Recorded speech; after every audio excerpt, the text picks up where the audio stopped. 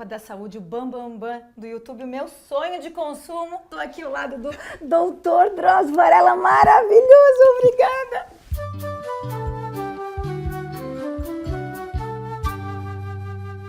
Eu defendo sempre uma alimentação mais natural possível. Não só por uma questão de forma, de gordura, mas também de saúde. Todo mundo tá muito cansado de me ouvir, doutor, falando e tal, come isso por causa daquilo, tira da comida porque faz bem pra saúde. Eu quero que o senhor me ajude e me traz assim um pouquinho da lenha pra minha sardinha e me diz, doutor, não é verdade que comer bem protege e previne doença? Protege a saúde e previne doença? Olha, você vê a questão da obesidade, por exemplo, né? Como era a dieta no passado? Era uma dieta variada. As pessoas comiam no Brasil arroz, feijão, um bife pequeno, um pedaço de frango, salada, verduras. Não era assim que se alimentavam os brasileiros. Não tinha gordo no Brasil. Era muito raro uma pessoa, você vê uma pessoa obesa.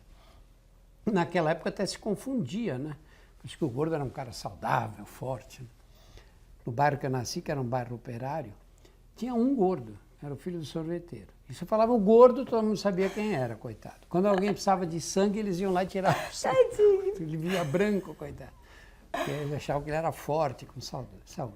Hoje o que aconteceu? Você começa a exagerar em certos nutrientes. Tem muito né? mais abundância das coisas também, né? E você começa a abusar dos alimentos altamente calóricos, que são a gordura animal e o açúcar. E quanto mais aditivos e açúcar e sal você põe, mais você come daquele alimento, porque fica mais saboroso e o cérebro pede mais. E vicia, né, o comer, né? Eu acho que o alimento ideal, a dieta ideal, que é aquela que tem de tudo um pouco, que tem uma quantidade razoável para grande de vegetais, de preferência não cozidos, mas pode ser cozidos também.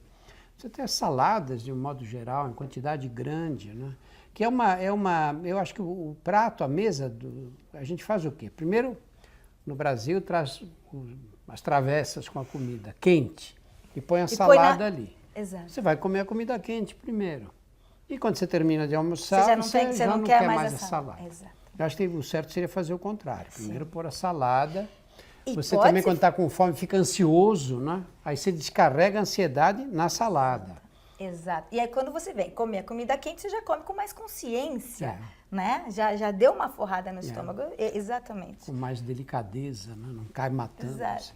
Porque comer demais leva à obesidade e que não para por aí, né? A obesidade é um pacote, né? Ela vem com diabetes, com hipertensão arterial, com problemas reumatológicos. Encurta a vida, né? Encurta a vida. E piora a qualidade de vida, né? Exato. Todo mundo te pergunta se isso ou aquilo dá câncer, né? O senhor é aqui a sumidade do assunto. Obesidade dá câncer, doutor?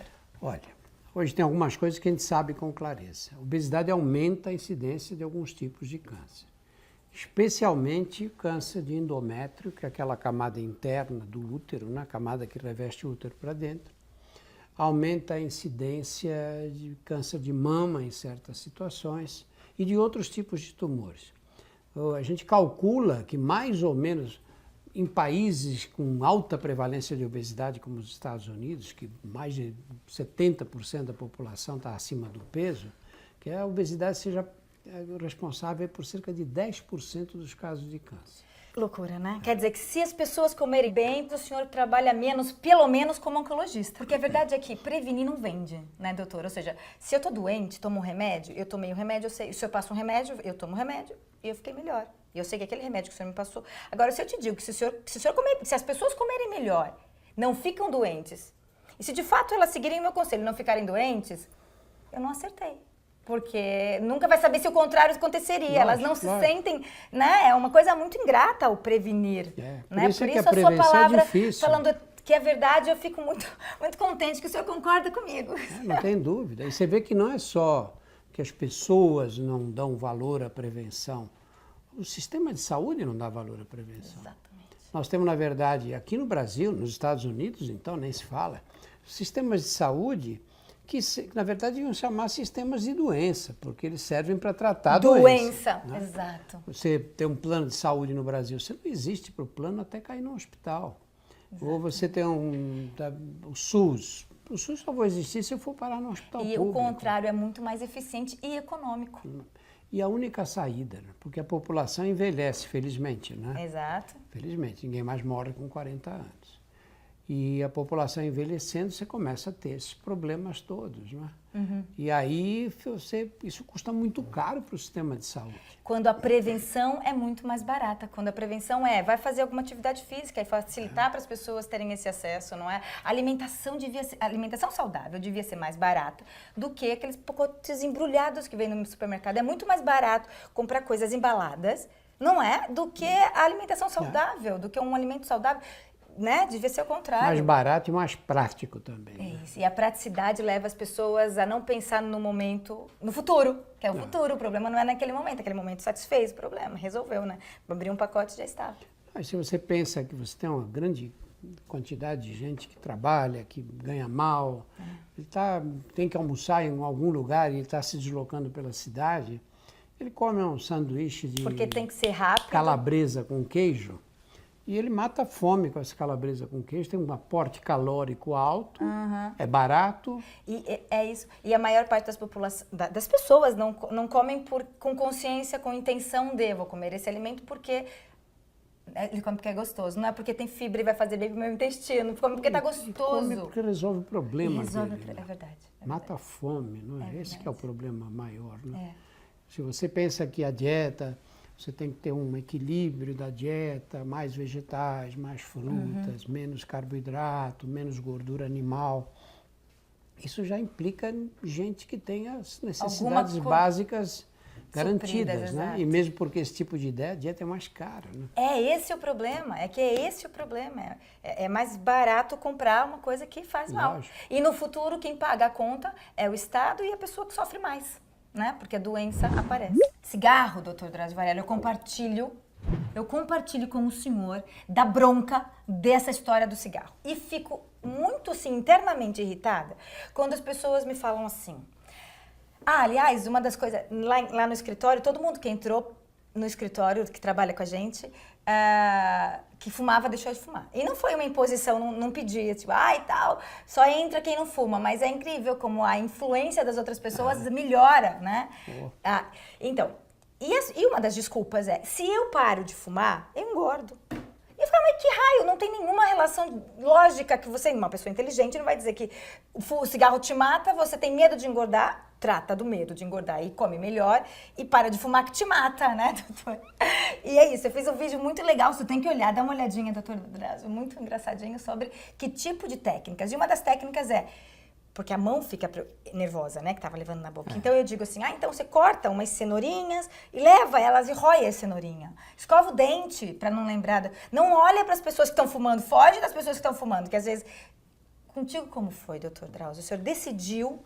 E que técnicas você usou para não engordar? O senhor engordou? Não engordei. Na minha geração, o número de fumantes era absurdo, né? Nos anos 60, mais de 60% dos brasileiros fumavam. Era chique, bonito, chique, não era? Hoje, no Brasil, uns 10%. Fumamos menos do que todos os países da Europa. Fumamos menos do que nos Estados Unidos. A Europa é um terror, É uma vergonha. Uma né? vergonha. E nós... o problema o cigarro, eu fico bravo quando falo porque fulano tem o hábito de fumar. Hábito? Hábito é começar a fazer a barba pelo lado direito. Isso é um hábito. Percebo. É entrar no campo de futebol com o pé Com o direito. pé direito, isso é um hábito. se benzer, entendi, isso é entrar no mar. Cigarro é dependência de droga. E é a droga que causa a dependência mais escravizante, é a nicotina. E é lícito. Mais que a cocaína, é ilícita, mais do que a cocaína, mais do que a maconha, mais do que a heroína, inclusive. Ela dá abstinência em minutos, né? 10, 15 minutos você fumou, você está louco para fumar outra vez. Em uma hora você está desesperada. E quando você para de fumar, eu sempre digo para as pessoas, fala, quanto tempo você fuma? 15 anos. Vamos por aí que você fuma quanto? Um maço por dia? Um maço por dia. Mas tem 20 cigarros. Então você fumava 20 cigarros num dia, 600 cigarros num mês. O dinheiro que se gasta nesse negócio. 7.200 cigarros por ano você fumava. E aí são 15 anos, isso vai dar quanto? Uns 105, 106 mil cigarros que você fumou. Aí você vai parar agora, de um dia para o outro. Você acha que o teu cérebro que está recebendo aqueles impactos de nicotina, que está viciado na No nicotina, prazer, na sensação de prazer. ele vai ficar, não, Permitir, tudo bem. né? Exato. Ele vai fazer de tudo para você fumar de novo. E o que ele provoca? Ele faz isso mobilizando o quê? A ansiedade. A ansiedade. A falta de nicotina, você fica ansioso. Você não tem parada, você não tem posição, você quer fumar desesperadamente. Só que essa vontade de fumar dá e passa. Ela vai voltar depois. Mas ela dura alguns segundos. É aquela fissura que você tem que ter coragem de resistir. Segurar naquele momento, porque vai passar. Aí você se distrai, faz outra Sabe coisa, que acontece mastiga isso? cenoura. Sabe que acontece muito isso com a fissura, o vício do açúcar. Do E é açúcar. exatamente isso. Se segurar e dizer, não vou... Passa, vai voltar. Mas passa naquela hora. E você se sente mais capaz da próxima. É, exatamente, cigarro é a mesma coisa. Eu digo para as pessoas sempre o seguinte, falo, olha, você vai parar de fumar, não quero parar de fumar e ser feliz, que é impossível. Você não vai ser Jura? feliz. Por um mês você não vai ser pronto. feliz. É um tempo limitado, dá pra aceitar. Viver mais em um Que é o mês. período que você vai enfrentar a barra pesada da abstinência. Mas você tem que pensar assim, eu estou sofrendo agora. Agora o que eu estou sofrendo é brincadeira de criança perto do sofrimento que essa Do droga fim ia da me trazer. vida. Não é do fim, é bem antes do fim. É. Porque você pega um fumante aos 40 anos de idade, manda ele subir 5 andares, ver se ele consegue sem ter que parar para respirar no meio. E não é só o pulmão, reflete em vários outros Todos os órgãos. Não é? Você vive intoxicado pela nicotina. Na verdade, o fumante é uma pessoa que não tem saúde. Ele não tem saúde. Ele tem que se entender como uma pessoa que tem uma doença crônica. Ele não é saudável, de jeito nenhum. Mesmo que ele tenha 16 anos. E não adianta ficar tomando antioxidante, porque Não, o cigarro não adianta nada. oxida tudo. Oxida tudo. Não adianta nada, É. absolutamente nada. Tinha um colega aqui em São Paulo, que era ortomolecular, eles que acreditam nessas coisas. Sei. Antioxidantes e não sei o quê. Tratava as pessoas com antioxidantes e ele fumava e morreu de câncer de pulmão. Veja. Porque não tem conversa com cigarro, não Oxida, estraga, não aí tem ferruja, final feliz, não tem. O fumante homem vive 12 anos menos do que o não fumante. E a fumante mulher, 10 anos menos do que as que nunca fumaram. Quer dizer que a mulherada dura... 10 anos, imagina você perder 10 anos de vida. Perder 10 dias de vida já é uma coisa absurda. Terrível. E não é que você, eu vou perder 10 anos, vou viver bem, daqui a 10 anos tenho uma doença e morro e pronto, que todo mundo vai morrer um dia. Não, você vai sofrer antes. Não é uma morte de um dia para o outro, não. Você vai morrer devagar. Falta de ar. Se tiver câncer, vai ter que fazer tratamentos agressivos. Não é uma coisa simples. E não é um problema seu só. E as pessoas que estão em volta de você, a sua família, quem é que vai cuidar de você na hora que você começar a ficar dependente dos outros? Por isso, a última desculpa justa para usar é que vai engordar. Ou tem a possibilidade de engordar. Ou vai engordar por quê? Porque o cara modifica um pouco o equilíbrio energético, de verdade, no começo. Quando essa passagem do fumante para não fumante. Mas o que o fumante faz? Onde é que ele descarrega essa ansiedade? Ele vai descarregar a ansiedade em coisas que são gostosas, E não depois não é... Depois, doutor, o fumante, você quando para de fumar, você não sente mais o sabor das coisas? Muito o mais. cheiro, fica Não, mais tem gostoso comparação. comer. Não é? Não tem comparação. E é uma história. É verdade que a pessoa tem mais prazer em comer, mas é aproveitar isso em benefício, né? Comer melhor, controlar as quantidades, mas pensar que o benefício de fazer uma alimentação saudável é muito melhor e maior. E a possibilidade de engordar e ter que controlar e ter esse problema é muito maior do que ter um problema no futuro de câncer, não é? Ou outro. Não, mas o problema é que você para de fumar e tudo bem, você vai viver mais tempo, lógico, do que se tivesse continuado a fumar. Mas não é esse o problema. 72 horas depois, 72 horas, depois que você parou de fumar, você acorda uma manhã e fala, nossa, como eu estou bem. Mentira. Como eu estou bem, como eu estou me sentindo bem. Fazia tempo que eu não me sentia desse jeito. Com 72 horas. Toda essa coisa do fumante, da tosse, da falta de ar quando sobe escada, essa coisa de não conseguir correr, que perde o fôlego e tudo, isso em 2, 3 meses acaba. A pessoa porque renova. Vira outra pessoa. Ai, doutor, que coisa Você vai ver boa. o seguinte, você conhece alguém que parou de fumar e se arrependeu? Não. Que fala, Inclusive, eu tenho isso, como eu te falei, lá no escritório, tem um corredor, inclusive, um rapaz que corre, que te vê também, que te adora, é o nosso programador, é o Nelson, e ele fumava, começou a correr, decidiu que parava de fumar, e ele é outra pessoa, ele consegue fazer isso, e não conseguia, e é uma grande vitória. É. Você vira outra pessoa rapidamente. E não se arrependeu de deixar. Você se arrepende, já vi pessoas que se arrependeram de fumar. Né? Ah, por que eu fumei? Por que não... Canso de ver isso. Agora, um ex-fumante que fala, eu devia ter continuado a fumar. Não, não existe. Quando a pessoa para de fumar, o senhor dizia, é outra, né? Sente-se melhor, consegue correr, sente... Só que tem medo de engordar, e isso é que chega pra mim. Tati, eu não quero parar de fumar, eu tenho medo de parar de fumar porque eu vou engordar. O que eu faço? Porque não sei quem parou de fumar e engordou não sei quantos quilos. Mas acontece o seguinte, você para de fumar, você tem uma alteração do equilíbrio energético mesmo. E, além disso, você tem aquela ansiedade que a dependência de nicotina traz. Você quer fumar outra vez. E como é que você se distrai daquilo? Nessa hora você pega uma barra de chocolate e come inteira. Porque você está ansiosa e nem ainda vai que engoliu quando também, vê, você comeu uma barra inteira. E é o prazer de que a pessoa quer reproduzir. Está trocando o prazer que ela sentia ao fumar pelo prazer que ela sente agora ao comer chocolate. Exato. E é isso que não pode fazer. Não pode, tem que ter consciência e criar estratégias, né? Eu já digo o seguinte, você vai ficar sem fumar, você vai ficar um mês infeliz. Já que você está infeliz mesmo, aproveita, corta o número de calorias que você está comendo. Porque exatamente, não tem felicidade, mata acaba ali a infelicidade, Resolve depois as é duas outra coisas, vida. lógico. Né? Marca já as férias para ir para algum lado, porque você merece. Se você para de fumar, fica livre do cigarro, tudo bem. E você começa a comer e fica enorme, tudo bem, é melhor ser gordo do que ser fumante. Melhor. Mas melhor. Também dá para não ser gordo Mas e não também ser fumante. Precisa, lógico. É isso, né? Também dá para não ser gordo e nem fumante. Isso é que é vida. Isso é que é viver bem. Agora, doutor Drauzio Varela, o senhor toma um golinho de vinho à refeição? Não tomo em todas as refeições, não. Não tomo durante a semana, porque não dá tempo. Tem que ficar alerta a semana inteira, o dia inteiro, né? Naquele momento. Depois vinho eu bebo pouco. Aí você chega à noite em casa, minha mulher não bebe. Eu tomo uma É garrafa. muito ruim tomar vinho sozinho, não. Então, abro a tem que garrafa, tomo um copo. E aí a garrafa estraga, eu entendo. Não tomo assim. Tomo às vezes quando saio, mas não bebo muito. Mas tem uma boa desculpa para se tomar um vinhozinho. Tem o resveratrol, né? Tal benefício para o coração. Tem também o benefício da cervejinha, né? Que tem lúpulo, que tem cevada, que faz bem também, né? Eu gosto mesmo de cachaça. Eu gosto de cachaça.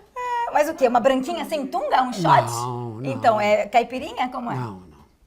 Cachaça pura. Quem gosta de cachaça não gosta de cachaça. Por açúcar, misturar. Tá. E aí tomo devagar. Tipo um digestivo? Não, antes do almoço, fim de semana, sábado, domingo. Muito bem. E aí tomo um cálice de cachaça e depois tomo o segundo sempre, nunca o terceiro. É isso. Quando é que... Tô falando de cálice pequeno, não tô falando de... eu entendi, eu imaginei que sim. Quando é que esse cálicezinho, ou quando é que essa bebida, que seja uma cerveja ou que é o vinho, quando é que já não é inocente? Quando é que já não tem aquela inocência? Quando é que eu posso me preocupar com o meu pai, ou com o meu vizinho, ou com o meu marido? Ou quando é que eu posso perceber que, se calhar não sei controlar? O que acontece é o seguinte, no passado, o conceito de alcoolismo, tem uma época que era tão radical que se considerava alcoólatra todos que bebem todo dia, que é um absurdo. Você tem que pegar, então, a população da Itália, da França, de Portugal, e só tem bêbado. Porque, exato. Você toma um vinho todo dia, no almoço e no jantar. Exatamente. Esse conceito mudou completamente. Hoje o conceito é o oposto a esse. Não interessa a frequência com que você bebe. O que caracteriza o alcoolismo é a perda do controle. É quando você começa a beber e não para. Você acaba bebendo muito mais do que você tinha se preparado para beber. Entendi. Então você, eu vou tomar um copo de vinho no jantar. E quando você vê, você tomou uma garrafa inteira e já está querendo abrir a outra garrafa. Aí você percebe que que há se um preocupar. vício aí. Que aí você está uma dependência.